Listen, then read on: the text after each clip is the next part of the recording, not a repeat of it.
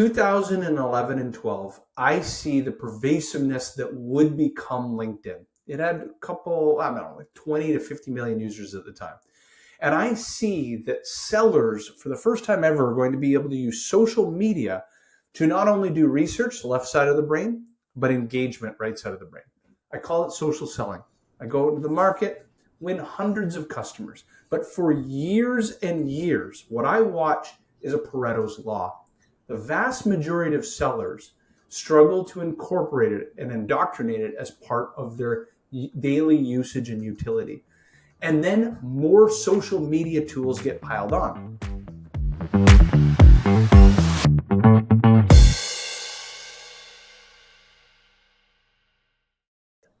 Welcome to Offshore to Profits. This is a fantastic guest because I personally follow him when it comes to AI. He is, well, I'm learning all the things I need to learn through him. So Ryan, why don't you introduce yourself and how does this affect us founders and chief revenue officers? Please introduce yourself. So I am the founder and CEO of WhaleBoss. I have been in the go-to-market space for, I think it's like 25 years now, maybe even longer than that if you include college, and basically ran everything from individual contributor roles as the Neanderthal predecessor to the SDR, mid-market enterprise, and then kind of did the same thing from a leadership perspective, had some personal exits, grew a business group from 0 to 30 million ARR in 5.5 years with 4 salespeople. And then about 18 months ago, got obsessed because of the efficiencies I saw by using ChatGPT as soon as it came out, because effectively it was able to answer questions that took me 10 years to learn in only literally 3 questions in a couple of minutes. And that made me sit up and take notice that I needed to kind of reprioritize my focus, my energy, and how I'm serving people to share with them and the unlocks that I was kind of seeing. So this is a really important episode because I've seen this movie before. So I'm going to explain exactly what Ryan just talked about. The last 18 months, sees all these opportunities with ChatGPT and whatever they're calling ChatGPT 4.0 or 0 or whatever they're calling it. Here's my story. 2011 and 12, I see the pervasiveness that would become LinkedIn. It had a couple, I don't know, like 20 to 50 million users at the time. And I see that sellers, for the first time ever, are going to be able to use social media to not only do research, the left side of the brain, but engagement, right side of the brain. I call it social selling. I go into the market, win hundreds of customers. But for years and years, what I watch is a Pareto's law. The vast majority of sellers struggle to incorporate it and indoctrinate it as part of their daily usage and utility. And then more social media tools get piled on. There was Periscope and Twitter and Meerkat, and all of a sudden there was Google Plus. Enablement teams wanted sellers to know every social tool and be masters of it all. And what ended up happening is it detracted away from sales. And obviously at the end, LinkedIn ended up winning that battle. But what I saw was an alternative, a time management problem for usage and utility. So I'm going to pass it now to Ryan. Ryan, you're deep into AI. You're deep into chief revenue officers being asked from their VCs and private equity firms to get on this and start incorporating. Maybe frame the situation as you see it, the challenges and the opportunities. Then let's dive into the tactics, because I think you and I might have varying opinions on the topic. Yeah, so I'll go like macro to micro if that's cool. And so you look at it holistically. I mean, one of the core things that I'm seeing is like you said, this is a story we've seen before. And I'll take you all the way back to when the Model T was built, right? And so effectively it would take 16 and a half hours. One person would create a car. That person was called a craftsman, right? So they had all these different tasks to do that were varying in capability and scope. Took maybe 16 and a half hours to make a car, and it cost $850 at the time to create that car. And on average, they made about $10,000 a year. Well, a few years later, all they did was make some minor changes. They did the assembly line, and they basically had specialization of jobs and tasks for that car. Instead of one person creating it, was assembly line. They each did their piece, basically brought down the cost. I think it was like close to $250 per car, $350 per car. and the car got created in 63 minutes as opposed to 16 hours. Okay. And so, by the way, they made millions and millions of cars a year as opposed to 10,000. And so what happened is we've effectively repeated that with white collar work and tasks, specifically in the sales and go to market space, even for entrepreneurs as well, because I've seen that personally. And so what I think is possible is you could effectively delegate a lot of that work either to, like what you're saying, a VA, or what I see as well as basically AI, right? Delegate those tools that aren't your core competencies. And effectively what that'll do is help you become superhuman in the process. And if we're talking about sales, you could basically 2x the amount of selling time you have while 2xing the quality of engagements. And so that's kind of like what I strive and shoot for when I work with folks. So that's like more bigger picture. We're talking about where things are heading. As of a couple of days ago, ChatGPT 4.0, the Omni model version, was just released. And it's really impressive of what's available now, not even all the cool stuff they're saying is going to come out. And why that's important is because we're at a unique point in time where we're at the foundational element where people need to understand how to use it, and as well as prompt, because what's going to happen is people are going to build out GPTs from there, then they're going to become agents, and then swarms of agents, which effectively could create a self-scaling organization that can be 10 times as powerful as Apple. And so those are some of the really unique things that I see kind of coming down the pipe. And then we can get much more specific than that. But that's kind of like where we're at, where I see the puck going. And here, so that's where the puck's going. But right now, there's chief revenue officers and their CEOs being slammed into we're going to use a hockey analogy, I'm Canadian, being slammed into the boards and getting hip checked and cross-checked in the face. Because you and I were talking about this offline.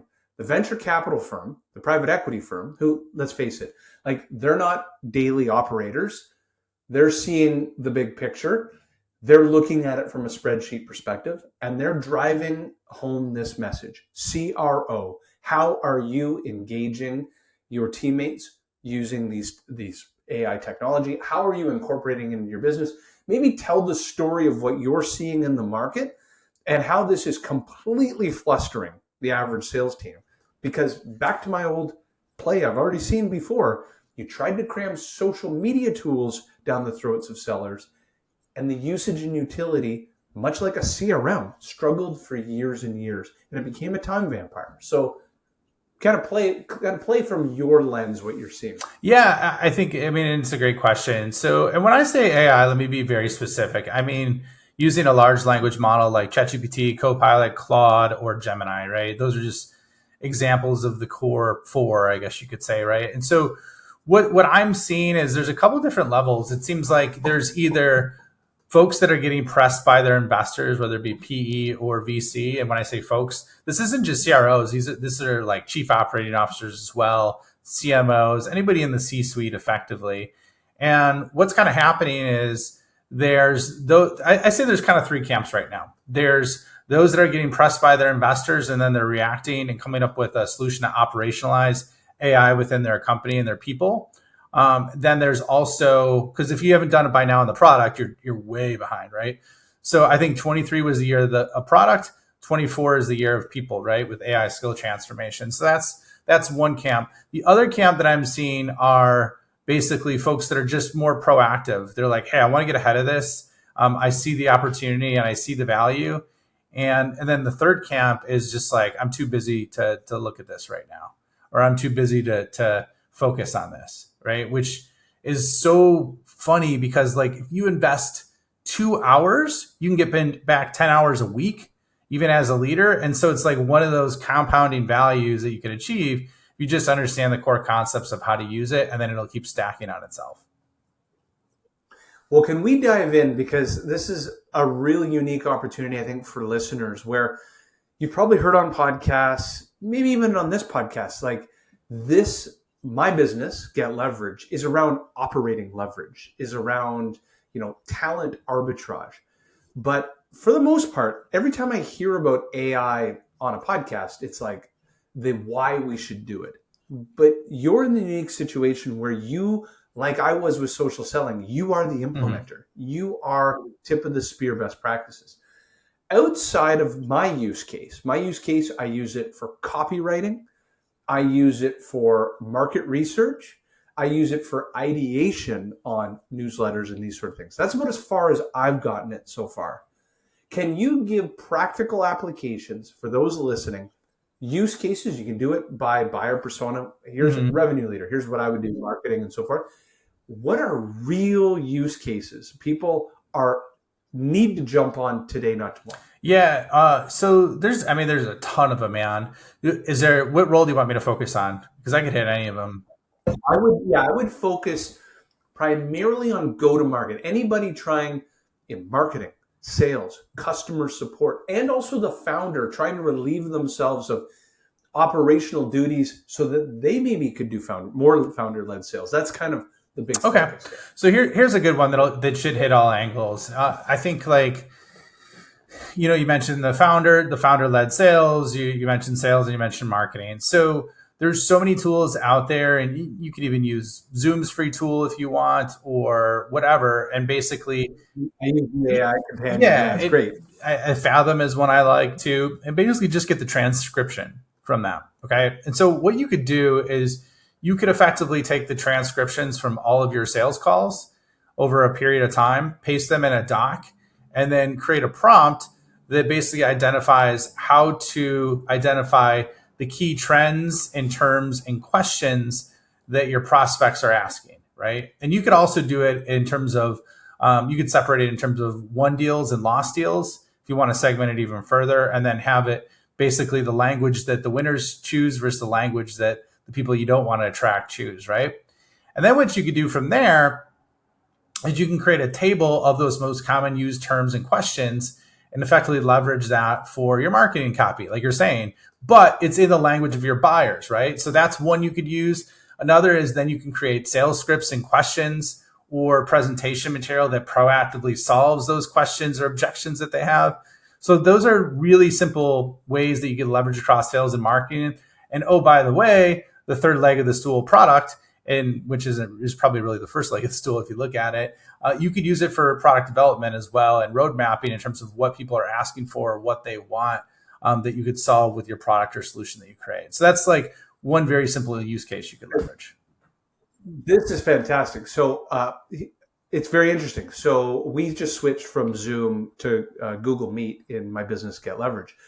But we were using the AI companion since the day it came out. And essentially, we were grabbing the transcript and we were then having a virtual assistant pull out the meat aligned to Medic. So think about a qualification criteria, because their job was to take the post transcript and not just copy and paste it into HubSpot, but to actually translate it into something meaningful that aligns to Medic, so that when we, myself and the account manager, go back into our notes, we'd be able to see it. But what I love what you just said is two things. Number one, I could probably program it to look for, the M, the E, the D, the D, the I, the C for Medic.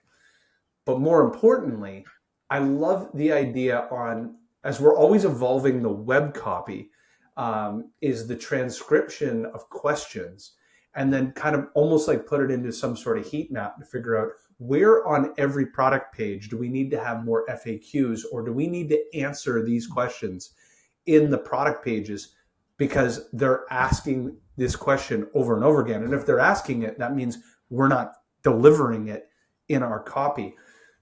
This is crazy. So you've given me some sales and marketing ideas, and now I'm a little bit greedy here, and I want to look at operation, finance, and other elements, because these were great. What are other tactical plays that could be run that we're not thinking about?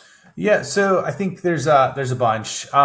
I think, like, let's talk about management, and that's an easy one. So I think it's really good at developing OKRs, as long as you identify the outcomes that you want. And so objectives, keys, and results, which is like a management operating system that a lot of companies basically work by. And so effectively what it is identifying core KPIs and outcomes for the role in the organization. So let's say, for example, I could identify, hey, I have a sales team of 5 people. I have a budget of $5 million that we need to hit this year in terms of net new revenue. Our average deal size is Y. Please create the top most critical OKRs for my team and myself that we could strive to hit over the year. And it'll build it out for the entire team. I literally just did this yesterday. So that's one example if you're looking at like team structure, capacity planning, growth, areas like that. So that's one.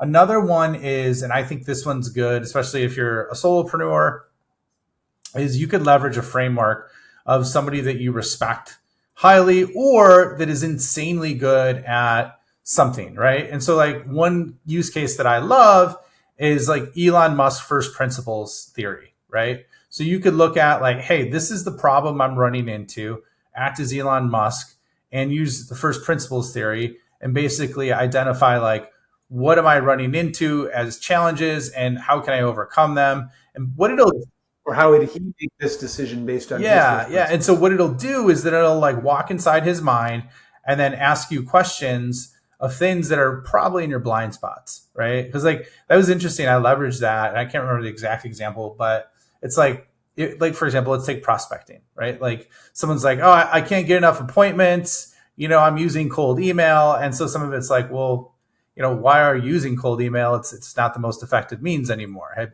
What other methods have you tried and tested over here and here, right? So like simple things like that as a solopreneur or an entrepreneur, you don't always think of. So that's number two. And then, do you want to ask me a follow-up question? Because I have like a third one and then as well that might be very useful.